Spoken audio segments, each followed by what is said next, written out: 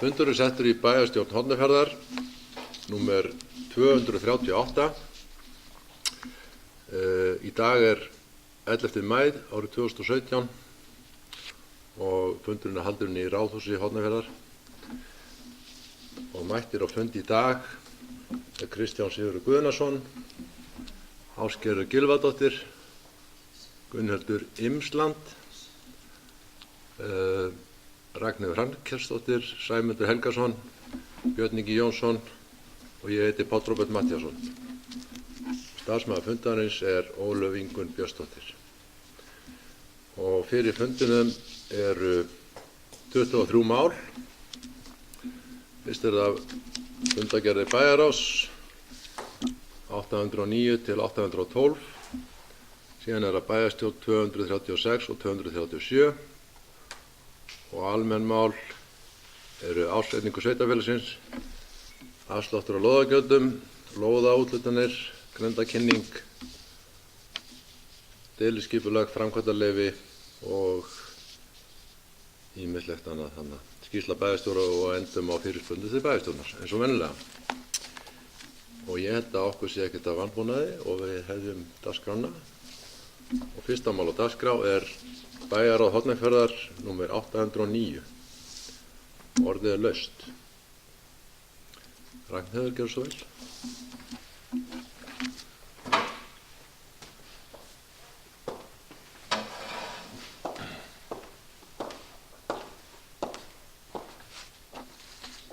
Virðulegur forseti, bæjarfulltrúar, það hérna 9. mál á dagskrá. Varðar óskum umsögnum tillögu til þingsályktunar millilandaflug Hornafjarðarflugvöll. Mig langar að bera upp bókun bæjarráðs og leggja til að bæjarstjórn geri bókunina sinni. Bókunin hljóðar svona: Bæjarstjórn fagnar framkominni þingsályktunartillögu. Bæjarstjórn telur að með framgöngu hennar styrkist uppbygging atvinnulífs og ferðaþjónustu á Suðausturlandi enn frekar og geti verið liður í dreifingu ferðamanna landið. Bæjarstjórn telur ekki síður mikilvægt að horft sé til öryggis í flugsamgöngum milli landa. Hornafjarðarflugvöllur hentar vel fyrir litlar og meðalstórar ferjuvélar á leið til og frá landinu.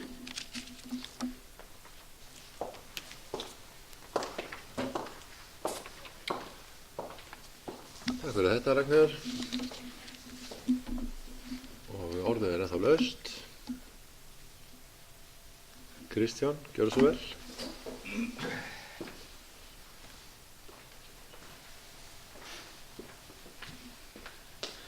Forseti, fundarmenn, það þriðji liður þarna á dagskrá, það líkamsræktarstöðin. Það búið að selja húsnæðið sem hefur hýst líkamsræktarstöðina og bæjarstjóra var falið að tala við eigendur SS Sport. Mér langar að spyrja hann að því hvort eitthvað hafi komið út úr því, hvort að þessar viðræður hafi farið fram og hvað hefur þá komið út úr því.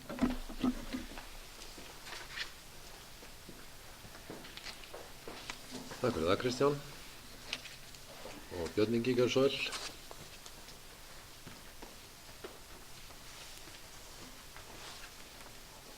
Forseti, góðir bæjarfulltrúar, þessar viðræður í gangi.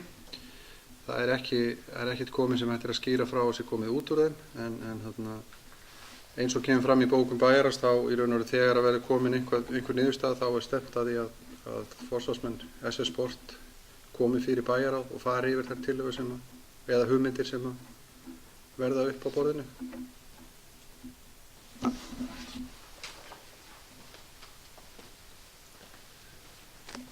Takk fyrir það, Björn.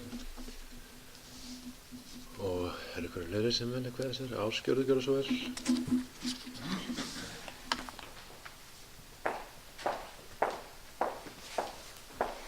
Forseti, ágætu bæjarfulltrúar. Mig langar að þakka Ragnheiði fyrir að minnast hér á þingsályktunartillöguna Hornafjarðarflugvöll sem millilandavöll og held að sé sjálfsagt að við hnykkjum á því. Það dropinn holar steininn eins og það stendur.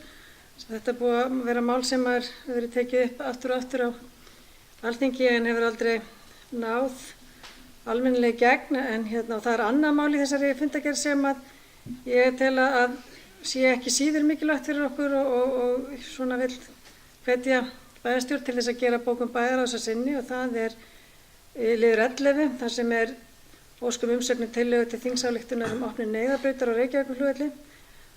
Það er mál sem að snertir okkur mjög mikið og er eiginlega bara mál sem við megum ekki, að mínum ekki láta framhjá okkur fara að hnykkja á við hvert tækifæri, því að þetta er náttúrulega er bara risamáli ef að á þarf að halda. Þannig að ég held að það sé bara mjög gott að vilji okkar komi skýrt fram í þessu máli og við hnykkjum á því eins og því að fluginu, þessast millilandaflugi Hornafjarðarflugvöll. Og kannski með leyfi forseta að fá að lesa upp bókun bæjarráðs sem að ég legg til að bæjarstjórn gera sinni. Hún hljómar svona: Bæjarráð sveitarfélagsins Hornafjarðar styður framkomna þingsályktunartillögu opnun neyðarbrautar á Reykjavíkurflugvelli. Í umfjöllun bæjarráðs staðsetningu Reykjavíkurflugvallar í Vatnsmýri í febrúar 2016 kemur eftirfarandi fram. Bæjarráð sveitarfélagsins Hornafjarðar skorar á ríkisstjórn Íslands og borgarstjórn Reykjavíkur að tryggja óskerta starfsemi Reykjavíkurflugvallar og tryggja þar með öryggishagsmuni íbúa landsbyggðanna. Að minnsta kosti þangað til jafngóð eða betri lausn finnst. Það er með öllu ólíðandi að dregið verður öryggi sjúklinga og slasara sem þurfa að komast með hraði á Landspítalann þar sem staðsettir sérhæfð þjónusta svo sem hjartaþræðingar, heila- og taugaskurðlækningar og vökudeild. Árið 2015 voru 58 einstaklingar fluttir í sjúkraflugi frá Hornafjarðarflugvelli. Því miður er óraunhæft að ætla að í náinni framtíð skapist þær aðstæður í íslenskri heilbrigðisþjónustu að ekki verði þörf á að koma mörgum af erfiðustu tilfellum sem koma upp á landsbyggðinni á Landspítalann við Hringbraut.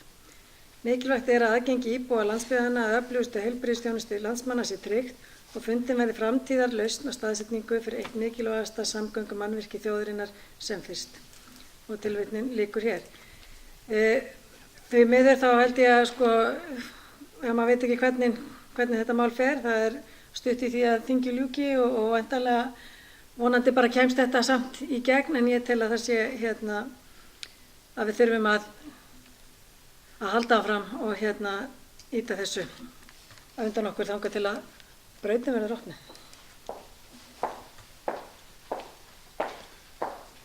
Takk fyrir þetta, Ásgerður. Og orðið er þá laust undir fundargerð bæjarráðs nr. 809 og það er enginn sem kveður sér ljós, þannig að ég ætla að leggja þessa tillögu Ragnheiðar að við í bæjarstjórn gerum bókun bæjarráðs að okkar flugvöll og þingsályktunartillöguna flugvöll á Hornafirði við þá sem eru samþykkir að gefa mér merki. Það er samþykkt með 7 atkvæðum og síðan er það bókunin sem Ásgerður kom með áðan að bæjarstjórn gerði bókun bæjarráðs opnun neyðarbrautar að sinni. Þeir sem eru samþykkir gefa mér merki. Það er samþykkt með 7 atkvæðum líka. Og þá legg ég þessa bæjarráðsfundargerð nr. 809 undir samþykkjufundarins og bið þá sem eru samþykkir að gefa mér merki. Það er samþykkt með 7 atkvæðum. Annað mál á dagskrá er bæjarráð Hornafjarðar nr. 810, orðið er laust. Sæmundur, gjörðu svo vel.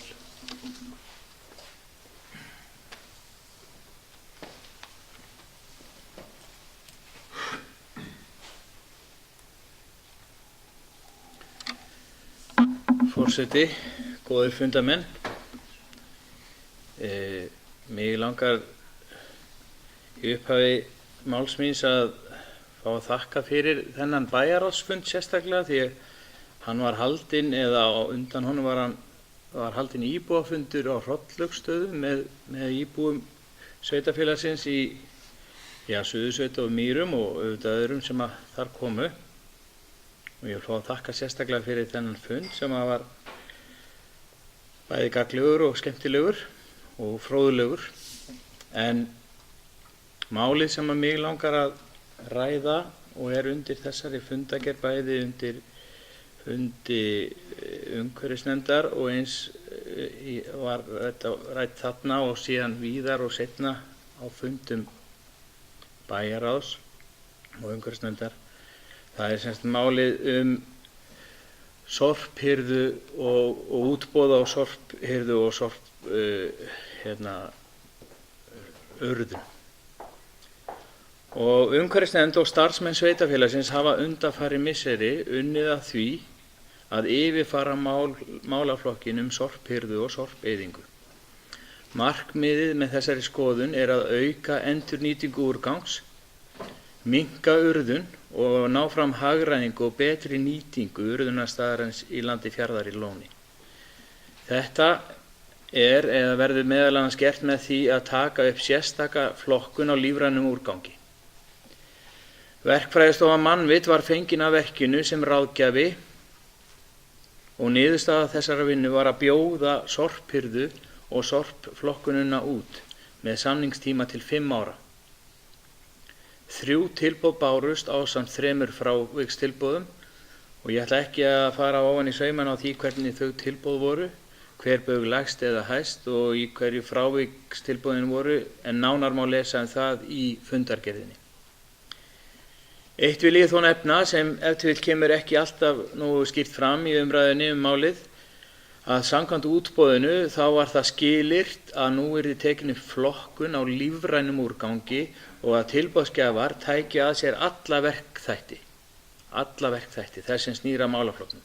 Sem sagt, sorphirðuna, rekstur sorpmóttökurnar sem í Gárunni, moltugerð og rekstur sorpeyðingarstaðarins í Lóni. Kostnaður við sorphirðu og sorpeyðingu hjá sveitarfélaginu er samanlagt samkvæmt ársreikningi 2016 85 milljónir á ári. Innheimt gjöld vegna málaflokksins 55 milljónir á ári. Með öðrum orðum þá notum við það bil 30 milljónir af útsvarstekjum og fasteignaskattstekjum til að greiða niður sorphirðu og sorpeyðingu. En þess ber að geta í lögum málaflokkin þá ber sveitarfélaginu að ná jafnvægi á þessu tvennu. Það er að rukka þjónustu þega þau gjöld sem falla til. Útboðið var í 2 hlutum. Það var talað leið A og leið B. Leið A gerir ráð fyrir að við hvert heimili sé 1 endurvinnslutunna, 1 almenn tunna og lítið hólf sem sett ofan í aðra tunnuna fyrir lífrænan úrgang sem verði unnin og úr honum gerð molta sem verði aðgengileg fyrir íbúa.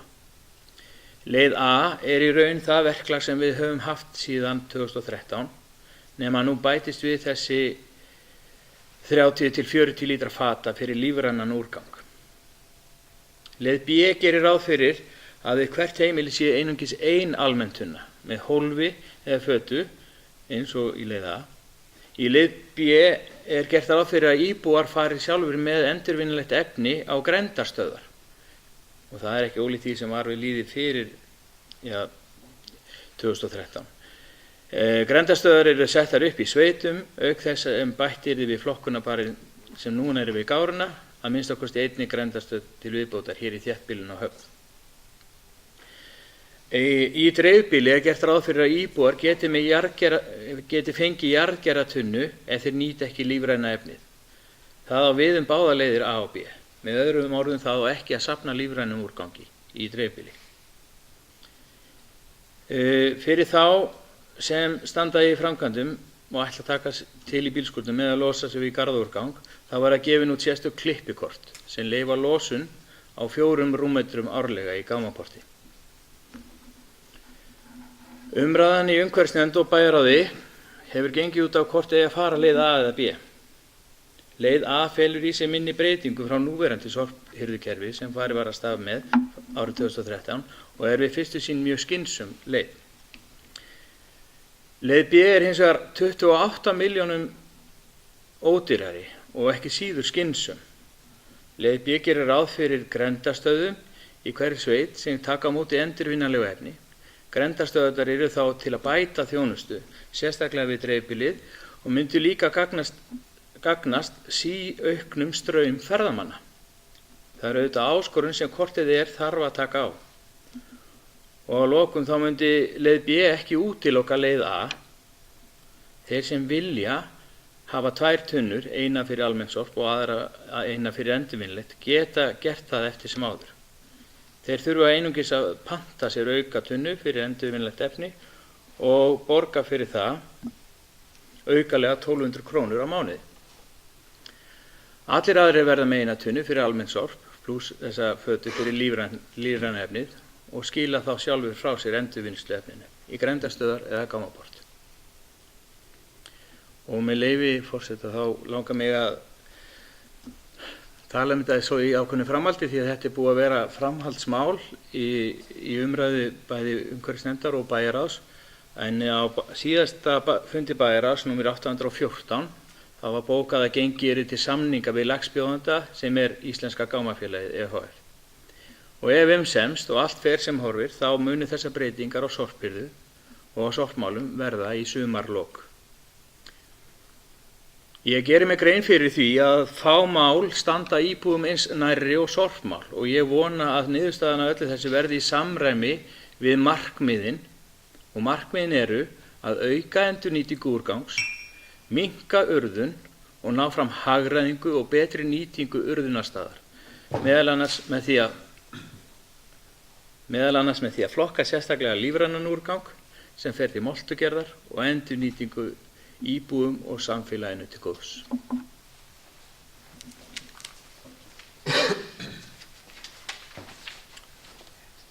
Takk fyrir þetta, Sæmundur. Þú varst væntanlega að vitna í bæjarráðsfund nr. 812, því að bæjarráð nr. 814 verður ekki fyrr en eftir 1,5 viku. Já, þetta allt í lagi. En orðið laust og það enginn sem kveður sér ljós, þannig að ég legg þessa fundargerð bæjarráðs nr. 810 undir samþykki fundarins og bið þá sem eru samþykkir að gefa mér merki. Það samþykkt með 7 atkvæðum. Takk fyrir. Og þriðja mál á dagskrá bæjarráð Hornafjarðar 811 og orðið laust.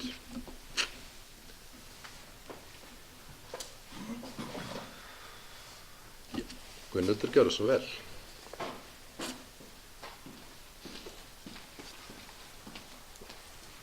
Forseti og getur bæjarfulltrúar. Þarna undir liður 4 sem fjallar starfsmannamál í leik- og grunnskólum. Mér langar aðeins að biðja bæjarstjóra að upplýsa okkur hver staðan þá sérstaklega kannski á leikskólanum og þá kannski með faglærða.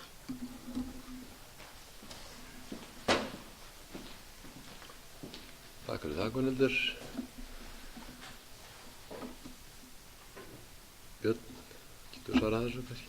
Gjörðu svo vel.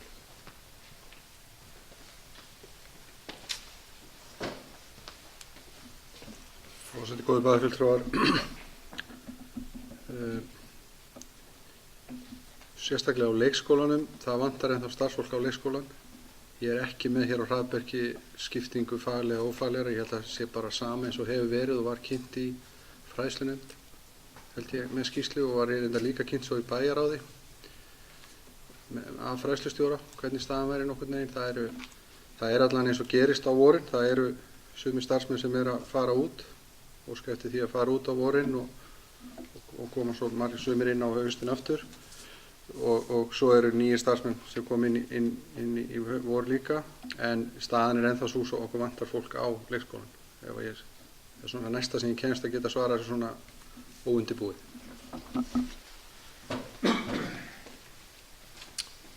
Já, takk fyrir það, Björn. Einhverjir fleiri sem vilja kveða sér ljós undir fundargerð bæjarráðs nr. 811? Svo ekki, þannig að ég legg hana undir samþykki fundarins og bið þá sem eru samþykkir þessari fundargerð að gefa mér merki. Hún samþykkt með 7 atkvæðum. Fjórða mál á dagskrá bæjarráð Hornafjarðar 812, orðið laust.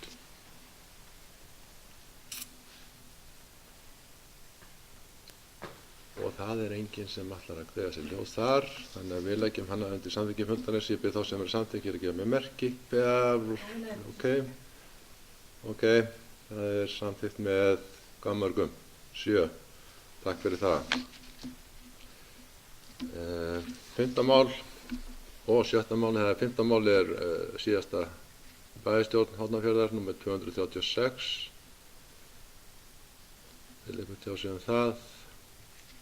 Svo ekki 7. mál bæjarstjórn Hornafjarðar 237.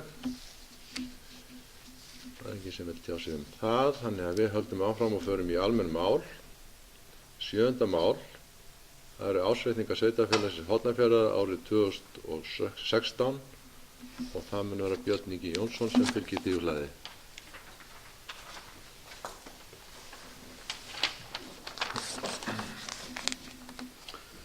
Forseti, góðir bæjarfulltrúar, hér er lagt fram til 2. umræðu ársreikningur sveitarfélagsins fyrir árið 2016 en hann var lagður fram til 4. umræðu á aprílfundi bæjarstjórnar og var þar vísað til áframhaldandi vinnu. En engar breytingar á verið gerðar á ársreikningi sveitarfélagsins frá 4. umræðu og er hann því lagður hér fram að öðru sinni eins og lög gerir ráð fyrir. Ég ætla bara rétt að tæpa að nýju á helstu niðurstöðum ársreikningsins en þær að rekstrarniðurstaða A og B hluta ársins eru jákvæðar 380 milljónir en niðurstaða A hluta er jákvæð 337 milljónir og veltufé frá rekstri í A og B nam 580 milljónum en 466 milljónum í A hluta, eða þar af 466 milljónir í A hluta. Skuldir og skuldbindingar A og B hluta nema rúmlega 1,2 milljarði á árinu 2016 og eiginfjárhlutfall A og B hluta nam 76%. Skuldahlutfall sveitarfélagsins er nú 51,17% og er þar undir viðmiðunarreglum eins og við höfum áður rætt sem er 150%. En mér langar að endurtaka þakkir mínar til bæjarfulltrúa og starfsfólk sveitarfélagsins og náttúrulega starfsfólk KPMG fyrir raunveru vinnu við uppgjör og yfirferð á ársreikningi. Einnig langar mér bara almennt að þakka starfsfólki sveitarfélagsins fyrir að hugsa vel rekstur sinna deilda og sinna stofnana. Það er þakklætisvert og vil ég koma fram þakklæti fyrir það en ég sem sagt legg hér til að ársreikningar ársins 2016 verði samþykkt.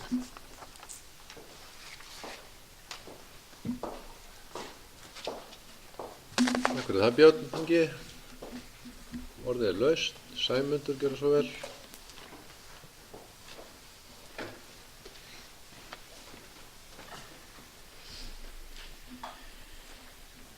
Forseti, góðir fundarmenn. Hér er lagður fram til 2. umræðu ársreikningur sveitarfélagsins eins og Björn Ingi kom inn á fyrir árið 2016 og eins og fram kemur í reikningum og kom einnig fram á síðasta fundi og í ræðunni hjá Björn Inga núna áðan, þá er rekstrarafkoma ársins 2016 afar jákvæð. Samstæða A og B hluta skilar afgangi frá rekstri upp á 380 milljónir eins og Björn Ingi minntist á, samanborið við 247 milljónir árið 2015. Skuldahlutfall samstæðunnar lækkar á milli ára og Björn Ingi nefndi það líka, er núna 51,17% en var 54,9% árið 2015. Eignarfjárhlutfall A og B hluta var 72% en hækkar núna upp í 76%. Með öðrum, sem sagt 72% 2015 og hækkar upp í 76% 2016. Með öðrum orðum þá er reksturinn góður og batnar á milli ára. En mér langar við þetta tækifæri að ræða ráðstöfun skatttekna og fara yfir það hvernig skatttekjum og það er hægt að lesa það út úr reikningnum hvernig þeim er varið. Það kemur fram að árið 2016 þá fer rétt tæplega 40% af skatttekjum, 39,9%, það fer í fræðslumál eða 785 milljónir. Þarna er allur rekstur leik og grunnskóla. Það byrja 11% fer í félagsþjónustu eða 215 milljónir. Það byrja 10% fer í æskulýðs- og íþróttamál eða 195 milljónir. Þarna undir er meðal annars rekstur sundlaugar og styrkir við íþróttafélög og fleira. Sameiginlegur kostnaður er rétt rúmlega 9% eða 178 milljónir. Sameiginlegur kostnaður á við marga þætti sem snúa að rekstri sveitarfélagsins, allri yfirstjórn, meðal annars bæjarstjórn, bæjarráð og nefndir, svo eitthvað sé nefnt. Og samanlagt fara svo 19% eða 378 milljónir í ansi marga málaflokka, sama sem eignarsjóð, þjónustumiðstöð, atvinnumál, menningarmál, umhverfismál, hreinlætismál, almannavarnir og brunnamál, skipulagsmál og svo framvegis. Það er langt mál að ræða þá málaflokka alla hér. Á ferðalagi til Svíþjóðar í haust þá kynntumst við því formi að birta lykiltölur svona hlutfallslega.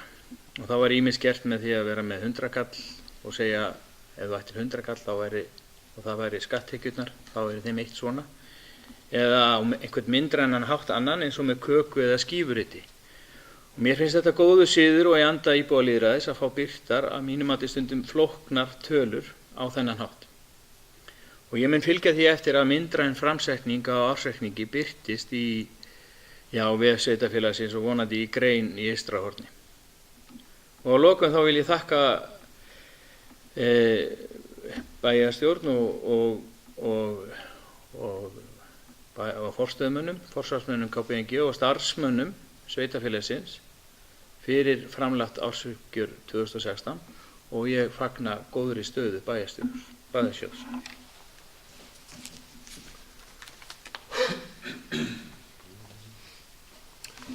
Takk fyrir þetta, Sæmundur. Og orðið ennþá laust fyrir þá sem vilja tjá sig ársreikning sveitarfélagsins. Ásgerður, gjörðu svo vel.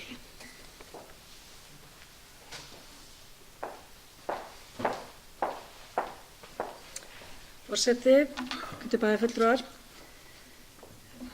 Ársreikningurinn er komin út eða kemur út núna eftir þetta. Við erum að klára afgreiðslu hans og svo að verið komið inn á þá er hann mjög góður.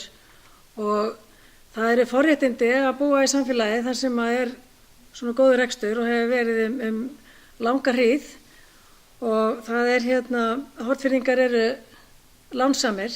Já, eins og við heyrum oft í fréttum að þá er verið að tala skuldastöðu sveitarfélaga og að sveitarfélög sé að reyna að ná sér niður fyrir 150% viðmiði sem er við skuldastöðu sveitarfélaga og við erum langt frá því.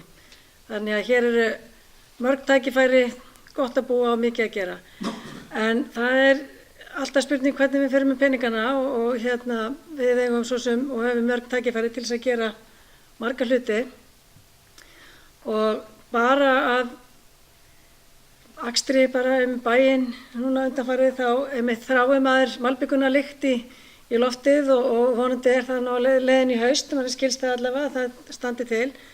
Þannig að þá það er margt sem að þarf að gera hér og það er verið að fara að byggja við leikskóla og við ætlum að fara að byggja íbúðir sem er náttúrulega verkefni sem að við höfum verið að berjast fyrir í langan tíma og verið að reyna að berja áfram og hefðum öll vilja verið að komin lengra á stað með það heldur en er. En vonandi er það bara alveg að detta inn því að það er fólk sem að vill búa hér en hefur ekki tækifæri til þess vegna þess að það vantar húsnæði og annað slíkt og fólk býr þröngt og er í óvissu með sitt húsnæði. Þannig að það er bara vel að það er allt í fullum gangi og fólk er að byggja og annað slíkt. En mér langar líka bara að við notum tækifærið og við komum inn að við fyrri umræðina að líka að huga að íbúanum svona í víðara samhengi að skoða hvað við getum gert fyrir til dæmis skólasamfélagið, Sæmundur kom inn á hvað við hlutfallslega erum að eyða þar og þannig svo kom ekki með samanburð við önnur sveitarfélög. Ég held að Hornafjörður sé engin eftirbátur annarra sveitarfélaga. Ég held að við séum ekki, staða sveitarfélagsins sé ekki góð vegna þess að við séum að eyða litlu í fræðslumál til dæmis. En þarna er líka hlutir sem við getum gert betur og þá kann einhver að segja, ok, við eykum í rekstur grunnskóla til dæmis, bara stökum sem dæmi að þá sé það kostnaður sem að komi til með að vera og verði áfram en við höfum efnaði. Þegar ég kom inn í bæjarstjórn 2010 og frá þeim tíma og fyrir þann tíma, ég er bara að tala þann tímabil sem að ég hef reynslu af, að þá hefur sveitarfélagi verið rekið vel og með góðum hagnaði og tækifærin alveg verið til staðar. Þannig að ég held að þessi við eigum að nýta þetta í það að bæta við íbúan okkar á fleiri stöðum heldur en í húsnæði, leikskóla eða annað slíkt. Og svona kannski bara að sitja í holurnar og slíkt sko. En hlakka til að fá malbikslyktina. Já, takk fyrir þetta Ásgerður. Við skulum vona að óskin rætist með það, með malbikslyktina. Og með fljótlega og leysi bræðslulyktina af í smá tíma. Orðið er ennþá laust undir ásetningu sveitarfélagsins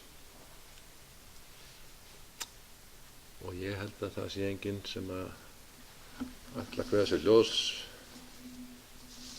undir þessum lið meir, þannig að ég legg þá ásetningar sveitarfélagsins Hornafjarðar árið 2016 undir samþykki fundarins og bið þá sem eru samþykkir að gefa mér merki.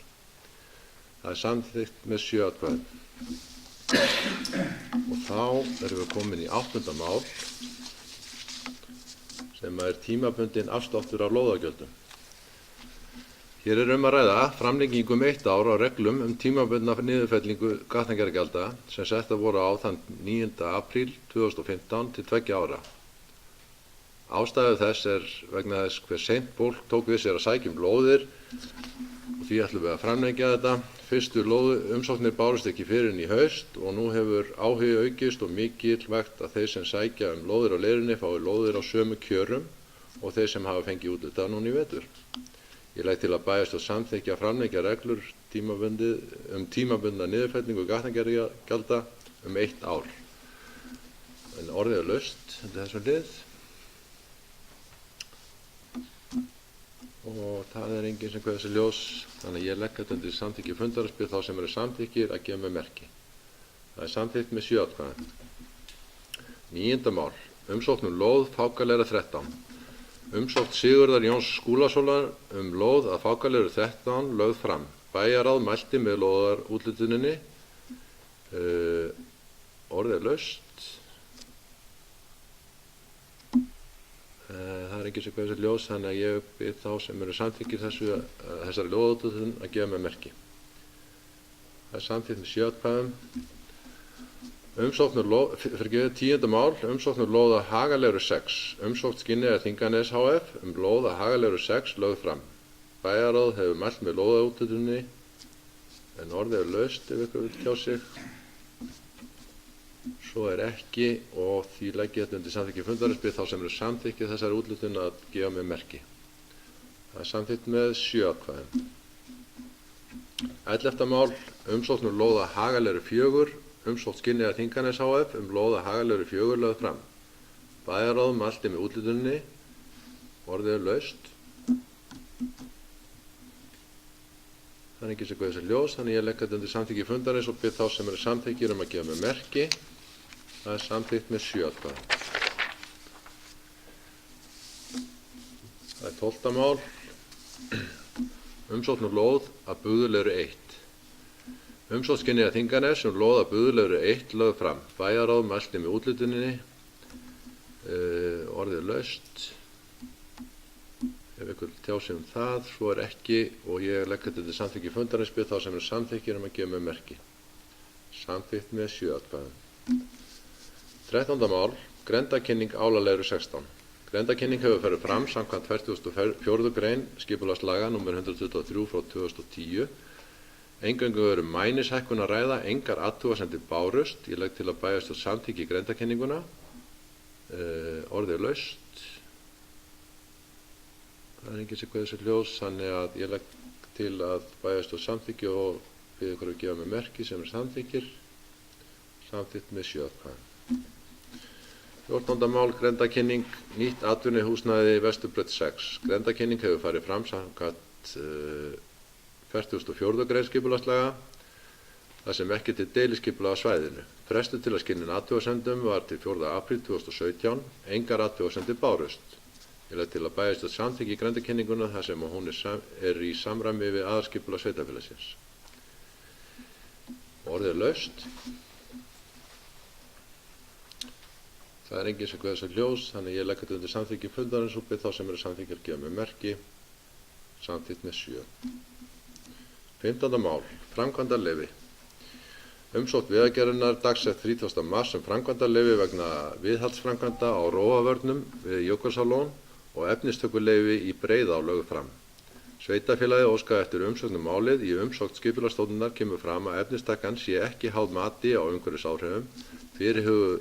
Fyrirhugað efnismagn í Rófarnagarði er 12.000 rúmmetrar og fellur því í framkvæmdaflokk C samkvæmt lögum mat á umhverfisáhrifum nr. 101 frá árinu 2000. Engar athugasemdir voru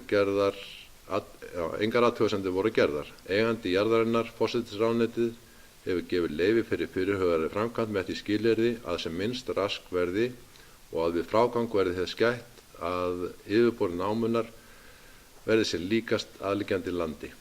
Legg til að bæjarstjórn samþykki framkvæmdarleyfi þar sem fyrirhuga efnistökusvæði er á aðalskipulagi sveitarfélagsins 2012-2030. Orðið laust. Það er enginn sem kveður sér ljós, þannig ég legg þetta undir samþykki fundarins og beð þá sem eru samþykkir að gefa mér merki. Það er samþykkt með 7 atkvæðum.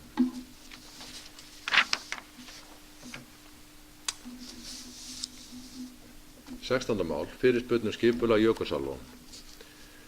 Erindi frá Vatnajökulsþjóðgarði dagsett 28. apríl þar sem óskað er eftir breytingu á núgildandi deiliskipulagi við Jökulsárlón. Ósk breytingu á gildandi deiliskipulagi í samræmi við breyttar forsendur þar sem ferðamönnum hefur fjölgað hraðar en gert var ráð fyrir í deiliskipulaginu. Ég legg til að bæjarstjórn heimili að farið verði í breytingu á deiliskipulagi við Jökulsárlón samkvæmt 40. og 43. grein skipulagslaga. Orðið er laust. Enginn sem kveður sér ljós, þannig ég legg þetta undir samþykki fundarins og bið þá sem eru samþykkir að gefa mér merki. Það er samþykkt með 7 atkvæðum. 17. mál, deiliskipulag náma ofan Einholtsvatna. Lýsing vegna efnistöku í námu ofan Einholtsvatna lögð fram. Efnistökusvæðið er staðsett fyrir neðan landblekkstaði á grónum áreyrum Hólmsár. Áin hefur ekki runnið þennan farveg langt skeið og svæðið er grasi gróið en jarðvegsþykkt ekki mikil. Gerð deiliskipulagsins er þáttur í því að hrinda í framkvæmd vegabótum á hringvegi Hornafjörð. Ég legg til að bæjarstjórn samþykki að auglýsa lýsinguna fyrir